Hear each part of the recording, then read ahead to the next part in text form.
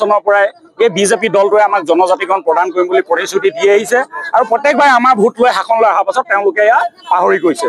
2014 চনৰ সেই সময়ৰ লোকসভা নিৰ্বাচনত সেই সময়ৰ প্ৰধানমন্ত্ৰী পদৰ প্ৰাৰ্থী বৰ্তমানৰ প্ৰধানমন্ত্ৰী নৰেন্দ্ৰ মোদী ডাঙৰীয়াই আমাক কৈছিল যে তেখেতে শাসন লৈ আহিলে আমি ভোট দিলে 6 মাহৰ ভিতৰত টাই অমুকে ধৰি 6 জনগোষ্ঠীক জনজাতিকৰণ কৰি দিয়া প্ৰতিশ্ৰুতি প্ৰদান কৰিছিল। তেখেতে 3বাৰকৈ প্ৰধানমন্ত্ৰী হ'ল, অসমত 2বাৰকৈ চৰকাৰ গঠন কৰিলে, কিন্তু সেই প্ৰতিশ্ৰুতি হৈ ৰ'ল।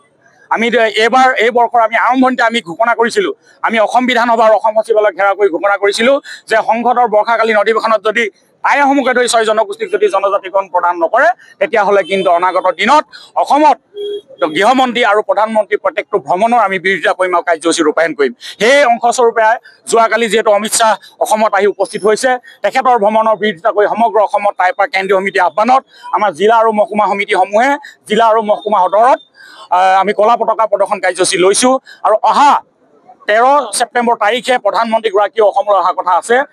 তেখেত থকা 2টা দিনতেই অসমত তীব্ৰ প্ৰতিবাদী কাৰ্যসূচী ৰূপায়ণ কৰা হ'ব। পুতলিকা দাহ, ধৰ্ণা কাৰ্যসূচী, কলা পতাকা প্ৰদৰ্শন এই কাৰ্যসূচীসমূহ কৰা হ'ব। সাধাৰণতে দেশৰ প্ৰধানমন্ত্ৰী আৰু গৃহমন্ত্ৰী অসমলৈ আহিলে আমি উৎফুল্লিত হ'ব লাগে, কাৰণ তেখেতে সকলে উন্নয়নৰ বতৰা লৈ আহে বা উন্নয়নৰ বতৰা অনাটো আমি বিচাৰোঁ। কিন্তু আমি অনিচ্ছা সত্ত্বেও দুৰ্ভাগ্যজনকভাৱে আমি আজি ৰাজপথলৈ ওলাই আহিবলগীয়া হৈছিলে, তেওঁলোকে ভ্ৰমণৰ বিৰোধিতা কৰিবলগীয়া হৈছে। এইকাৰণে যে প্ৰধানমন্ত্ৰী আৰু গৃহমন্ত্ৰী আহি অসমত মিছা কথা কোৱাটো আৰু আমি বিচৰা নাই। বাৰে বাৰে তেওঁলোকে অসমলৈ আহিব, বাৰে বাৰে আমাক মিছা কথা ক'ব, প্ৰতাৰণা কৰিব। কেৱল ডিঙিত গামোচাখন ল'লেই অসমীয়া মানুহৰ কাৰণে কাম কৰা নুবুজায়। তেখেতসকলক আমি আহ্বান জনাইছোঁ, তেখেতসকলে বিদেশী নাগৰিকক সুৰক্ষা দিয়া আইন প্ৰৱৰ্তন কৰাৰ পৰিৱৰ্তে আমাৰ স্বদেশী লোকসকলৰ যাতে সাংবিধানিক অধিকাৰ যাতে সুৰক্ষিত হয় তাৰ স্বাৰ্থত কাম কৰক। আৰু 2026 চনৰ অসম বিধানসভা নিৰ্বাচনৰ পূৰ্বে তেওঁলোকে যদি আমাক জনজাতিকৰণ নকৰে তেতিয়াহ'লে কিন্তু এই চৰকাৰখন আমি 2026 চনত উঠুৱাই দিবলৈ বাধ্য হ'ম। আৰু অতি শীঘ্ৰেই জনজাতিকৰণৰ ক্ষেত্ৰত ফলপ্ৰসূ ব্যৱস্থা গ্ৰহণ নকৰিলে উজনি অসম অশান্ত হ'ব, উজনি অসম জ্বলিব আৰু ইয়াৰ বাবে কেৱল বিজেপি নেতৃত্বাধীন অসম চৰকাৰ আৰু কেন্দ্ৰীয় চৰকাৰ দায়ী হ'ব। নিশ্চয় আপুনি কৈছে প্ৰতিশ্ৰুতি বহুত হ'ল। আগতে তেওঁলোকে কয় যে আমাক ভোট দিয়া তেতিয়াহ'লে আমি 6 জনগোষ্ঠীক জনজাতিকৰণ কৰি দিম, কিন্তু আমাৰ কথা হ'ল এতিয়া যে তোমালোকে আগে আমাক জনজাতিকৰণ কৰি দিয়া, তাৰ পাছতে 2026 চনত ভোট খুজিবলৈ আহিবা। গতিকে ন' ST ন' ভোট।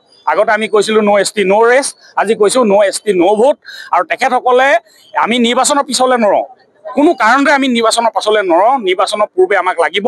আৰু এই গণতান্ত্ৰিক আন্দোলনৰ পাছতো তেওঁলোকে যদি মান্তি নহয় তেতিয়াহ'লে নিশ্চয় আমাৰ আহোম ৰাইজক লগত লৈ আমি বিকল্প ৰাজনীতিৰ কথা আমি ভাবিব লাগিব। চৰকাৰে আমাক প্ৰত্যেকবাৰ অপৰাজিত কৰিছে আৰু সেইকাৰণে আমি চৰকাৰ প্ৰতিবাদৰ ক্ষেত্ৰত আমি আজি কলা পতাকা প্ৰদৰ্শন কৰিছোঁ। চৰকাৰে আমাক জনজাতিকৰণ দিবই লাগিব আৰু আমাক স্বায়ত্ব শাসনৰ অধিকাৰ দিবই লাগিব, কিয়নো ভাৰতৰ সংবিধানত গৃহীত আছে। তৎসত্ত্বেও চৰকাৰে আমাক কিয় পিছ পেলাইছে? 600 বছৰ আহোমে ৰাজত্ব কৰাৰ স্বত্তেও অসমত এটা বিশাল পৰিসৰ আহোম সম্প্ৰদায়ৰ লোক আছে, তৎসত্ত্বেও আমাক কিয় পিছত পেলাইছে? আমি চৰকাৰে অৱহেলা গৰিহণা দিছোঁ আৰু আমাৰ প্ৰতিবাদ অব্যাহত থাকিব। জয় Assam, Tai পেংলে।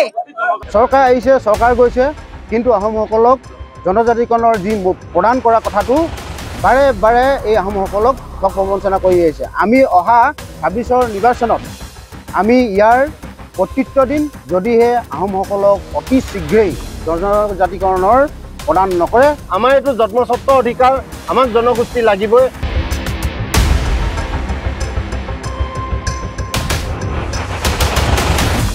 BJP go back, go back, go back. Himanta Sharma mundabad, mundabad. BJP go back, go back, go back. Ahom hokolok jonojatikorণ প্ৰদান কৰক, প্ৰদান কৰক, প্ৰদান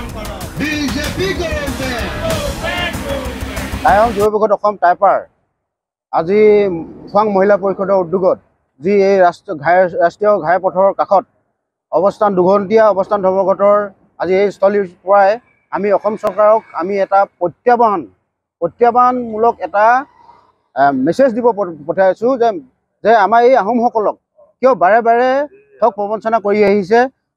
চৰকাৰ আহিছে, চৰকাৰ গৈছে, কিন্তু আহোমসকলক জনজাতিকৰণৰ যি প্ৰদান কৰা কথাটো বাৰে বাৰে এই আহোমসকলক ঠগ প্ৰবঞ্চনা কৰি আহিছে। আমি অহা ২৬ৰ নিৰ্বাচনত আমি ইয়াৰ প্ৰত্যুত্তৰ দিম যদিহে আহোমসকলক অতি শীঘ্ৰেই জনজাতিকৰণৰ প্ৰদান নকৰে, তেনেহ'লে আহোমসকলে মাৰ বান্ধি থিয় হ'ব অহাৰ ২৬ৰ নিৰ্বাচনৰ প্ৰাক মুহূৰ্তৰ পৰা। টাই আহোম যুৱ পৰিষদ টাইপাৰ খোৱাং আঞ্চলিক মহিলা পৰিষদৰ পৰা আমি ৰাজ্য চৰকাৰলৈ এইটোৱে অনুৰোধ জনাব বিচাৰিছোঁ যে আমাৰ আহোম জাতিটোক অতি সোনকালে জনজাতিকৰণ জনজাতিকৰণ প্ৰদান কৰে, যাৰ কাৰণে আমি বহু ক্ষেত্ৰত বঞ্চিত হ'বলগীয়া হৈছে জনজাতিকৰণ নিদিয়াৰ কাৰণে।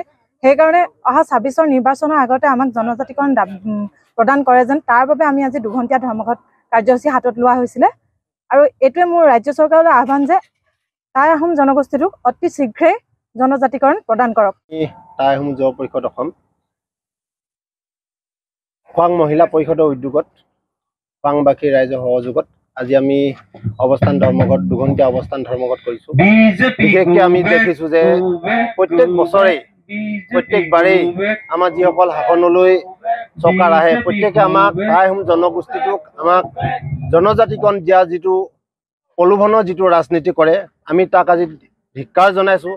যিহেতু আমি দেখিছোঁ যে টাই আহোম জনগোষ্ঠীৰ বিভিন্ন কাৰণত বাৰে বাৰে অৱহেলিত হৈ আছে।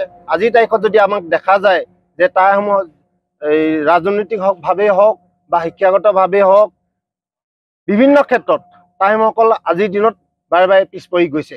গতিকে আমি টাই আহোম জনগোষ্ঠীটোৱে জনজাতিকৰণ আমি বিচাৰিছোঁ। আমি জনজাতিকৰণ বিচাৰিছোঁ এইটো কাৰণে আমাৰ টাই আহোম যিসকলৰ জনগোষ্ঠী আছে তেওঁলোকৰ নিজৰ কাইটিয়া আছে।